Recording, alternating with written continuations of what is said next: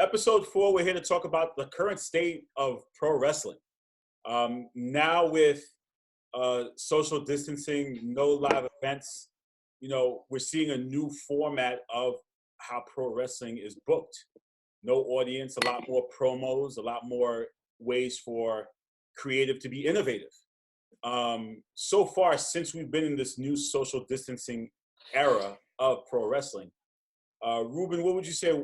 What are your thoughts on what you've seen so far from AEW, from WWE, and any other pro wrestling promotion? Right. I think we're like in crazy times right now with this pandemic. Me being an AEW guy, I know AEW, we're still doing live shows in Florida, like WWE was as well, I believe. And then it kind of stopped. They started doing tape shows. AEW doesn't even go to Florida no more. They go to a gym from QT, I believe, if I'm not mistaken, and it's in Georgia.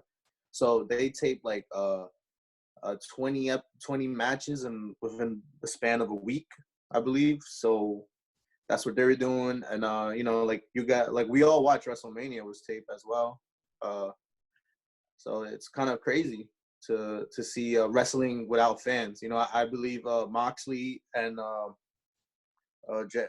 what's his name, Swagger, they call him Hager now. It was weird without fans, because those two, it should have been a way better match. I didn't like the match. It felt so dry. It's emotionless with fans. Let's say it that way. So I think it's hitting the wrestling companies bad in my eyes. Alan, what are your thoughts of this new social distance era of pro wrestling? I can't wait till it's over, personally. I don't think the performers can wait either. And I will say Chris Jericho has been the MVP of it so far. I think he's doing some of the best work of his career, and it's completely humor-driven. Him and Matt Hardy are going to have some sort of Hardy compound match, and I think it's going to be excellent. But Matt Hardy is like example A number one for who can do this the best at a time like this. Mm-hmm. Not everybody's Matt Hardy. So if you look around the wrestling world, independents are non-existent right now. All the other promotions that aren't AEW or WWE, pretty much non-existent. I know New Japan is shut down, so everything over in Japan is not going right now.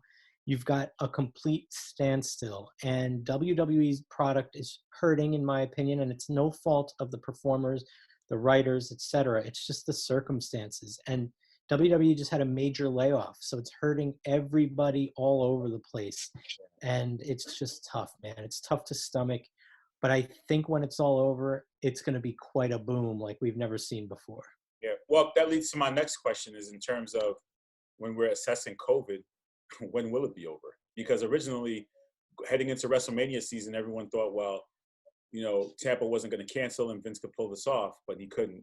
And then after WrestleMania, people said, well, we'll be ready to go by Money in the Bank, right? But now Money in the Bank is being pre-taped on, I believe, the roof of WWE headquarters. That, like, they started doing promos with that, which looks crazy. So are they going to do it cinematically, or are they going to do it like a match? I'm not sure. And you know what? What's up? I don't like to be spoiled, so I didn't read too much into it. And when people send me spoilers, I basically frown upon them, and then I tell them, all right, let me know what it is after I get mad about it. So I kind of want to know what the element of surprise is in that aspect. But what do you guys think will be the end game here? Because going into the summer, will SummerSlam be a social distance event? I'm hearing things about, we may not get full crowd events until 2021. How long could this sustain for, Alan? I think it goes as long as it goes. I mean, my fiance and I have a wedding in August. We're hoping for the best, but at the same time, we don't want to be the ones who get elderly family members sick. Absolutely. So when will, like, even if it goes forward, so let's say hypothetically it does go forward in August, let's say SummerSlam's a go, is it a good idea? I mean, my fiance and I have CNN on every day and no one knows anything. Like, nobody has any answers to what is going on in terms of how long it'll be. So the whole flattening the curve, I mean, people are already stir crazy. They're already protesting nonsensical issues like Baskin Robbins and whatnot.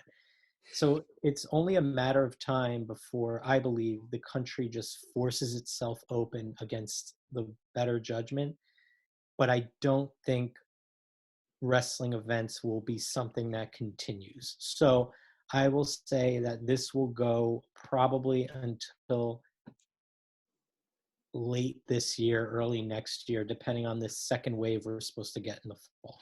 So you're saying Hollywood Mania may be a performance center mania too? Is that even a possibility? No, I don't think it will. I think by that time there will be some sort of vaccine, knock on wood.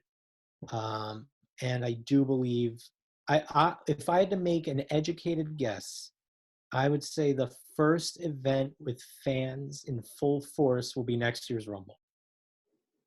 Ruben, what are your thoughts in terms of for AEW? AEW is a relatively new company, and they were pretty much, they had the steam going into October and having their first major contract with TNT. Now here comes COVID, and COVID kind of flattens them. How can they? Yeah, like I believe the past 2 or 3 weeks, NXT has beaten them in viewer ratings. Mm-hmm. So and AEW was leading that. So I think, like I was saying earlier, I think this COVID-19 really affected AEW bad. So it's we like in other sports, I think they're talking about maybe opening August without fans. So since wrestling is already doing that, I there's no time frame in which really we could talk about that. We can see potentially some fans at the locations or anything like that. But for like a newer company like AEW, I think this virus has really pounded them hard. But like Alan said, there's special occasions where like wrestlers like Jericho and Hardy are really excelling in these situations.